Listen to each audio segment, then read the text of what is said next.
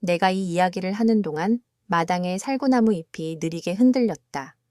얇은 바람이 찻잔의 김을 밀어 올리고 오래된 흙벽에 빛이 번졌다. 손바닥에 굳은 살이 다닥다닥 박혀 있는 걸 쓸어보며 나는 생각했다. 내 삶은 이 마당처럼 늘 조용하지도 늘 거칠지도 않았다. 다만 사계절이 지나가듯 때가 오면 추위가 오고 또 때가 오면 눈이 녹아 물이 흐를 뿐이었다. 나는 그 물소리를 듣고 자랐고 그 물에 내 말하지 못한 세월을 떠내려 보냈다. 어릴 적 우리 집은 산과 산 사이로 길게 펼쳐진 골짜기에 있었다. 하늘은 생각보다 낮았고 별은 손을 뻗으면 닿을 듯 가까웠다.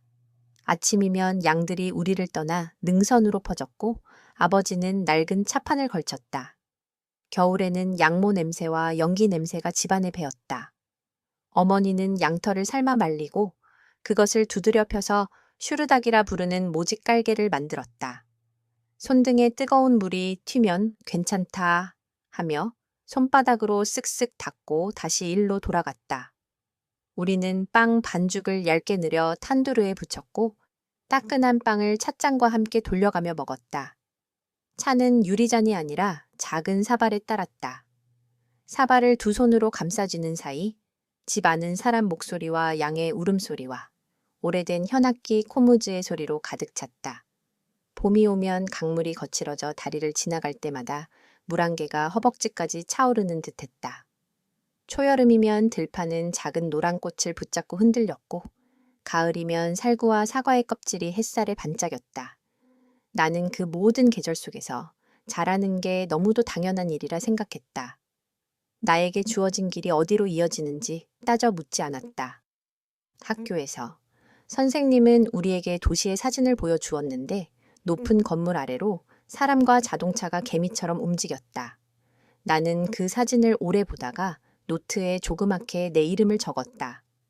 언젠가 저기에 가서 나의 이름이 어디까지 들리는지 확인해 보고 싶다고 혼자 마음속으로만 중얼거렸다. 내가 16이 되던 해 여름, 들판의 풀은 높이 자랐고 하늘은 이상하리만치 맑았다. 장날이어서 친구들과 함께 읍내로 내려갔다. 각기색이 다른 청화 구두끈, 향신료가 담긴 자루들, 은빛 귀걸이가 햇빛을 받아 반짝였다. 우리는 목이 마르면 차를 마셨고 배가 고프면 기름 냄새가 고소한 비둘기콩 튀김과 빵을 나눠 먹었다. 누군가가 현악기를 켜고 누군가가 노랫말을 떼자 주변의 사람들은 박수를 맞췄다. 장터 한켠에서는 결혼 준비를 하는 집안들이 솜을 사고 금실로 수놓은 스카프를 만졌다. 나는 그 물건들 앞에서 조금 오래 서 있었던가 보다. 부드러운 천은 손끝에 걸리자마자 미끄러져 빠져나갔다. 그때 누군가가 뒤에서 내 이름을 불렀고 나는 돌아섰다. 짙은 눈썹과 햇볕에 탄 얼굴. 나보다 몇 해 더 나이 들어 보이는 젊은 남자였다. 우리는 인사를 나눴고 그는 내게 사과 하나를 건넸다. 이름은 아산이라고 했고 나는 고개를 끄덕이며 사과를 받아들고 고맙다고 말했다. 그 말에는 특별한 뜻이 없었다. 해가 중천을 지나 서쪽으로 기울 때 장터의 소음이 조금씩 가라앉았다. 나는 친구들과 헤어져 집으로 가는 길을 나섰다. 길가 잡목 사이로 바람이 어두운 초록빛을 흔들었다. 그때 뒤에서 트럭이 멈춰섰다. 바퀴가 먼지를 가득 일으켰고 낯익은 하지만 겨우 한 번 본 그 얼굴이 나타났다. 옆에는 그의 친척으로 보이는 사내 둘이 더 있었다. 아사는 나에게 다가와 말했다. 집까지 태워다 줄게. 나는 고개를 저었다. 그가 다시 말했다. 괜찮아. 그런데 대답을 할 틈도 없이 누군가가 내 팔을 붙잡아 끌었다. 낙엽이 발끝에서 튀었다. 나는 비명을 내지르지 못했다. 누군가가 내 입에 흰 스카프를 대었다. 들숨은 짧아지고 심장은 너무 크게 뛰었다. 트럭의 문이 닫히는 소리가 밤의 시작처럼 무겁게 들렸다. 그날 밤 나는 낯선 집에 들어갔다. 한쪽 벽에는 가족 사진이 걸려 있었고 커다란 소티 보글보글 끓고 있었다. 연세가 지긋한 여인들은 나를 빙 둘러싸고 서 있었다. 그들의 손에는 깨끗한 하얀 스카프가 들려 있었다. 흰색은 순결과 평화를 뜻한다고 우리에게 외우다시피 알려진 이야기였다. 그들은 내가 앉은 자리 위로 스카프를 가볍게 들어 올렸다. 누군가가 조용히 말했다. 오늘 밤을 여기서 보내면 내일은 내 집안의 수치가 되고 내게는 운명이 된다. 누군가가 차를 내왔고 누군가가 내 어깨에 외투를 덮었다. 나는 기계처럼 머리를 끄덕였다. 두 손은 얼음장처럼 차가웠다. 한밤중에 아산의 어머니가 내 손등을 토닥이며 속삭였다. 딸아, 울어라. 울면 눈물이 말라서 산다. 눈물이 쏟아졌다. 한 번 터진 눈물은 멈추지 않았다. 누군가는 내 어깨를 토닥였고 누군가는 내 눈가를 손수건으로 닦아주었다. 나는 누구도 미워할 수 없었고 누구도 용서할 수 없었다. 내 이름은 그 밤 이후로 점점 작아져 갔다. 새벽이 와도 내 이름은 마당 한쪽 빗자루에 걸린 먼지처럼 털리지 않았다. 아침이 되고 내 아버지와 외삼촌이 초조한 걸음으로 들어왔다. 어머니는 집 밖에 서서 눈물을 삼키고 있었다. 사람들은 조용히 둘러섰고 집 안은 숨을 쉬지 않는 듯 고요해졌다. 아버지는 내 어깨를 보았다. 그 위에 얹힌 하얀 스카프를. 그는 눈을 감았다가 떴다. 이쪽에서 저쪽에서 작은 기침 소리가 터졌다. 누군가가 오래된 규범을 조용히 꺼내 들었다. 이 아이가 돌아오면 소문은 산에서 바람을 타고 골짜기를 건넌다. 그 소문은 내 동생들의 앞길을 막고 너의 어머니의 이름을 더럽힌다. 아버지는 한참 말이 없었다. 내 입술은 떨렸다. 그는 결국 고개를 끄덕였다. 잘 살아라. 그 말은 축복 같았고 동시에 문을 닫는 소리 같았다. 그날 나는 부모의 집으로 돌아가지 않았다. 결혼식은 생각보다 빨리 준비되었다. 커다란 솥에 기름을 붓고 고기를 삶아면 위에 얹어내는 배슈바르막 냄새가 집안을 가득 채웠다. 마을 사람들은 큰 접시를 가운데 놓고 손으로 음식을 나눠 먹으며 축복의 말을 건넸다. 코무즈가 울리고 아이들은 웃으며 마당을 뛰어다녔다. 나는 흰 스카프를 고쳐 쓰고 몸을 최대한 작게 만들었다. 축하의 말들이 귓가를 스쳐 지나갈 때마다 그 말들은 바람 같기도 하고 두께 없는 종이 같기도 했다. 아사는 내 옆에 앉아 있었다. 그는 어색해 보였다. 젊었고 당황했고 그러나 결심한 얼굴이었다. 그는 내게 조심스레 말했다. 무서웠지. 내가 대답하려고 입을 열자 목을대에서 말이 걸려 나왔다. 응. 그날 나는 처음으로 그의 이름을 낮은 목소리로 불렀다. 그것이 나의 첫 번째 침묵과 첫 번째 대답이었다. 초가을, 나는 새 집안의 일을 익히느라 하루가 짧았다. 해가 뜨기도 전에 일어나 물을 깃고 반죽을 하고 우유를 데웠다. 말에게서 우유를 받아 발효시키면 거품이 은은히 올라오고 그것에 소금 한 꼬집을 넣어 나누어 마셨다. 아산의 어머니는 일의 순서를 철저히 지켰다. 물은 먼저, 불은 나중.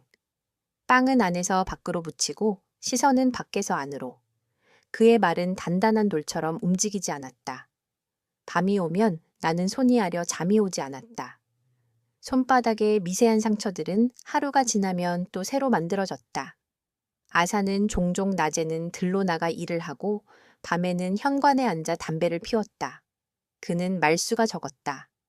때로는 아이처럼 눈이 맑아 보였다. 때로는 어른처럼 침묵으로 모든 것을 정리했다.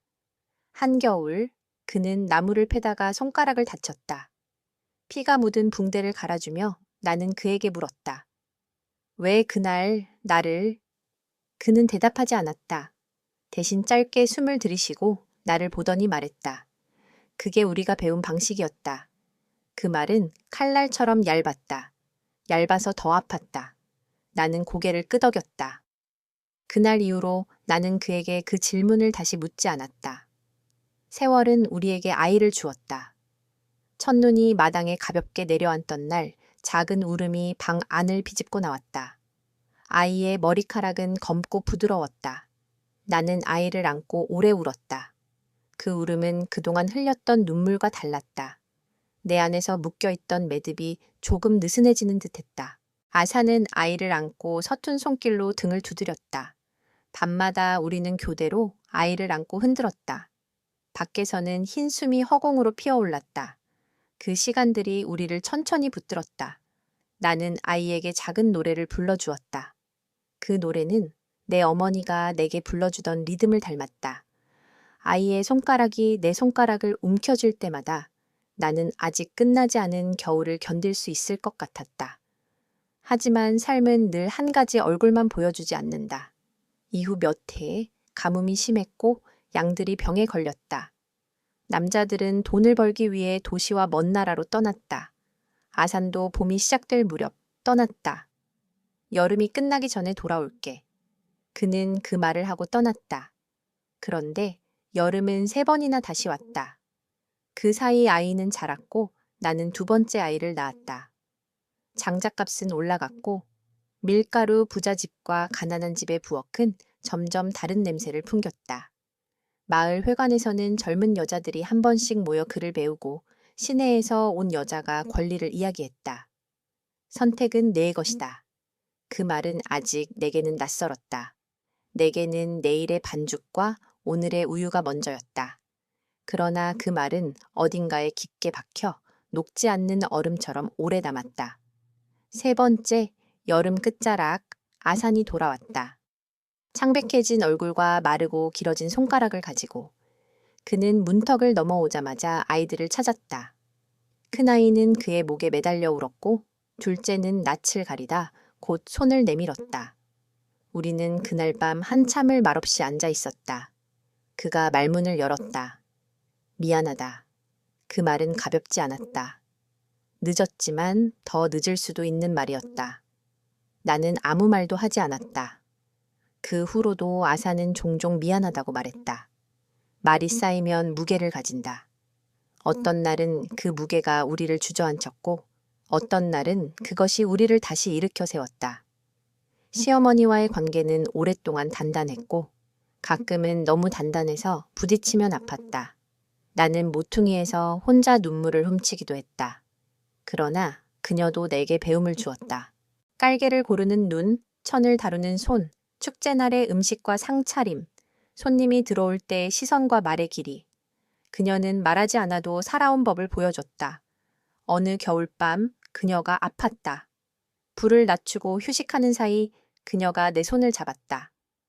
너를 힘들게 했지. 그 말은 화해의 형상이었다. 내가 고개를 숙이자 그녀는 낮게 웃었다. 너도 나처럼 살았겠지. 나는 고개를 저었다. 아니요.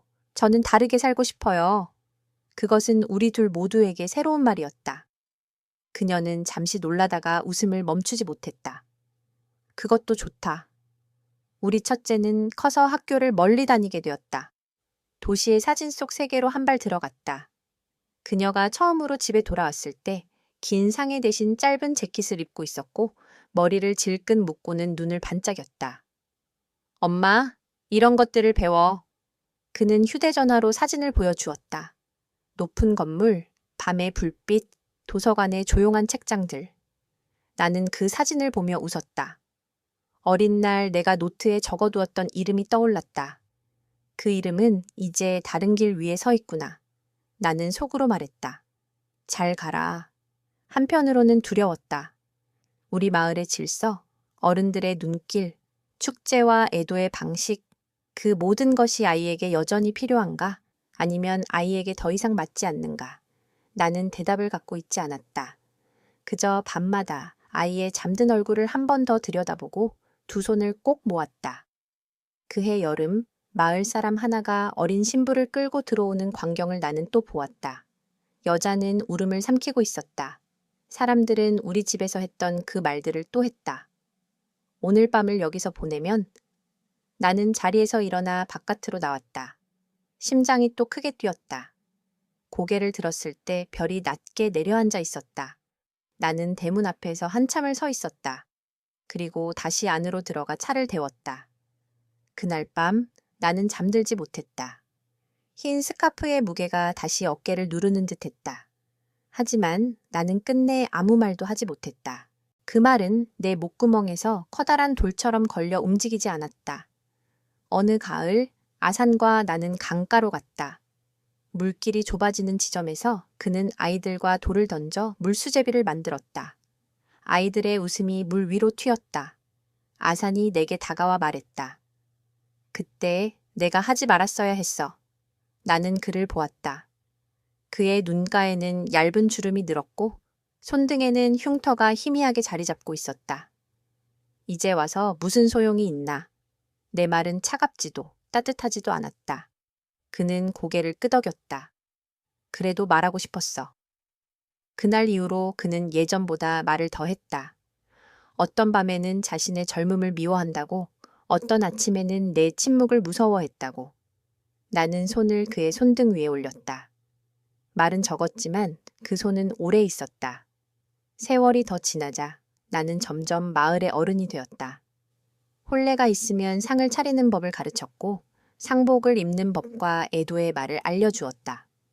소가 죽었을 때 우물을 어떻게 씻어야 하는지, 양털에 기름을 빼는 온도가 어느 정도가 좋은지, 아이에게 첫방을 나눌 때 어떤 속삭임이 필요한지.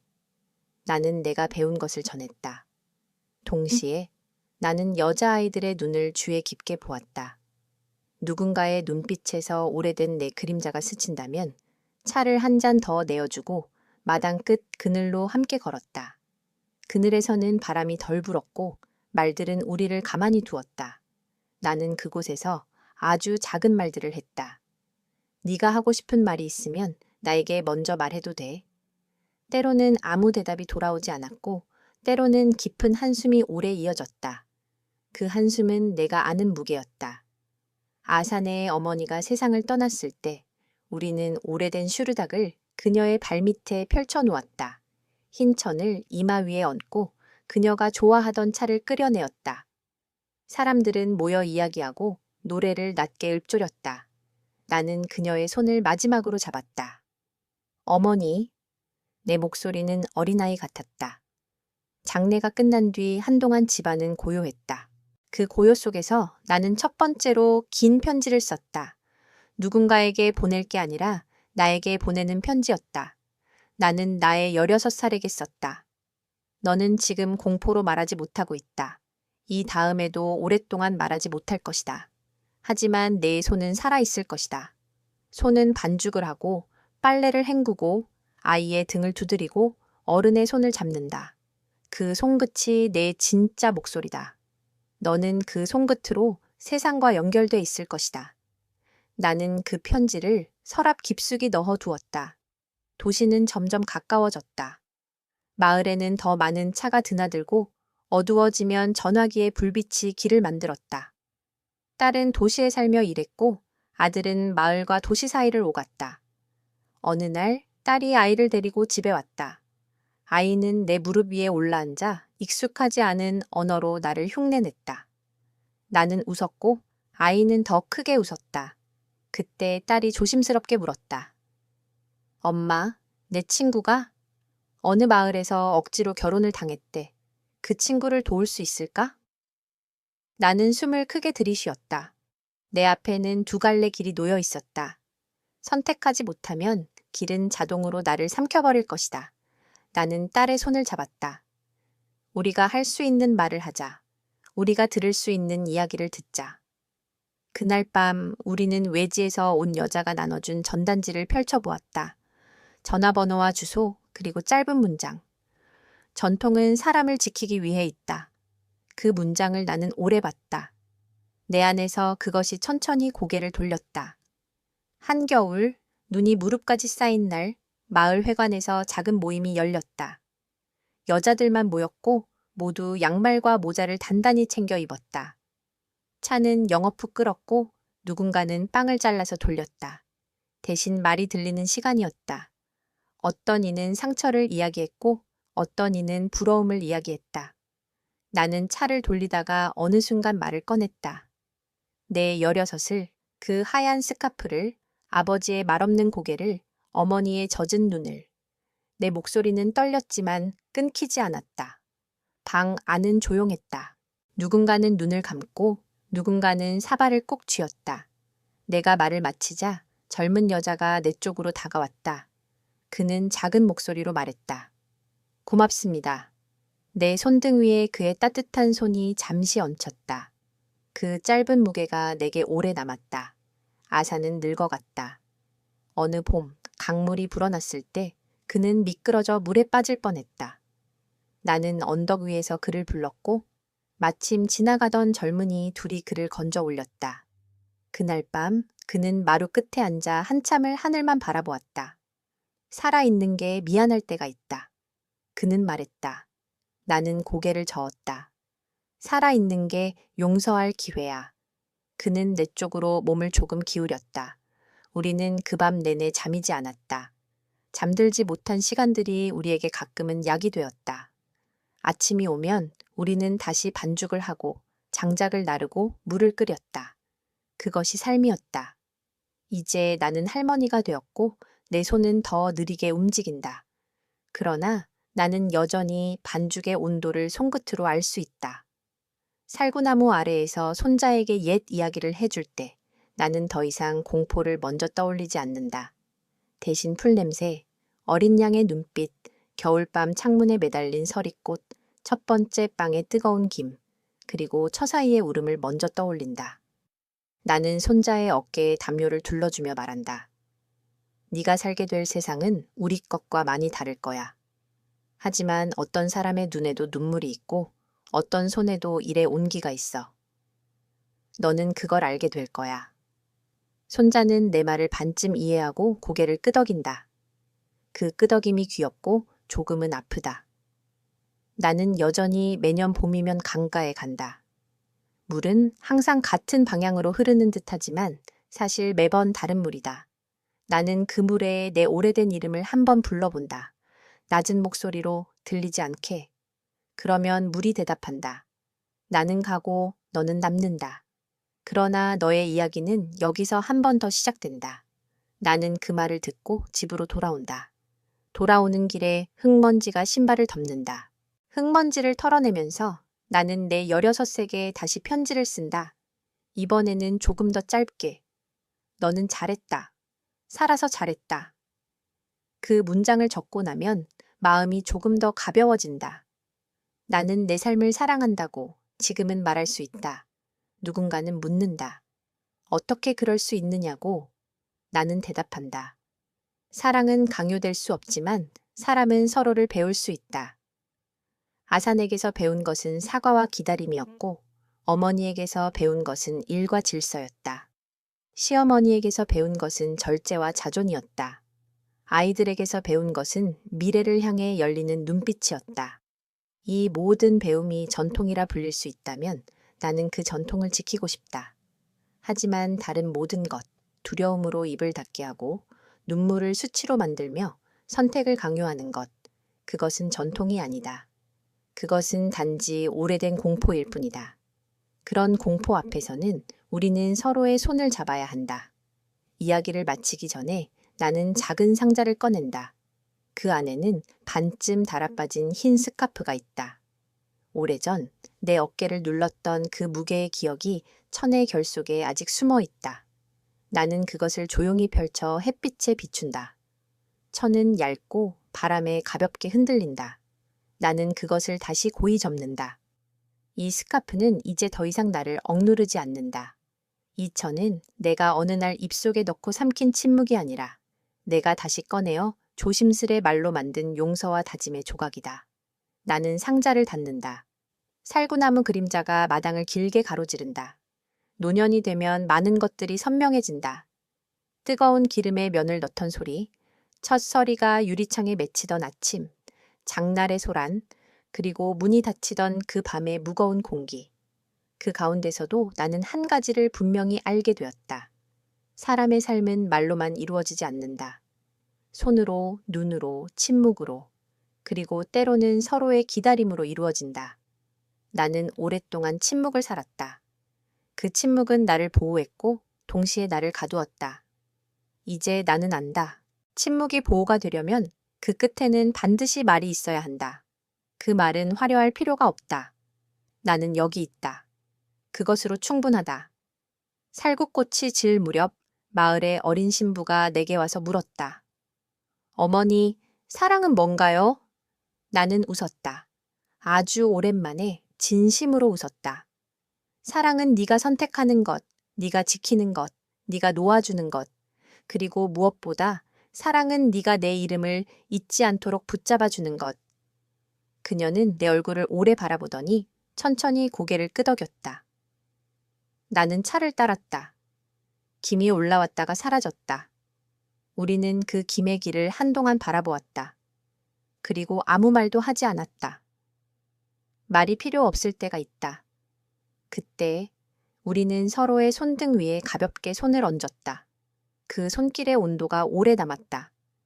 나는 이제 내 이야기를 마무리한다. 내가 겪은 밤과 새벽, 내가 배운 일과 노래, 내가 품은 공포와 화해, 그 모든 것은 하나의 삶을 이루는 5손가락과 같다. 각 손가락은 길이가 다르고 힘이 다르고 쓰임이 다르다. 그러나 손은 하나다. 내가 살아온 마을도, 내 가족도, 내 전통도 그렇게 서로 다르고 같은 것들로 이루어져 있다. 내가 배운 마지막 가르침은 이것이다.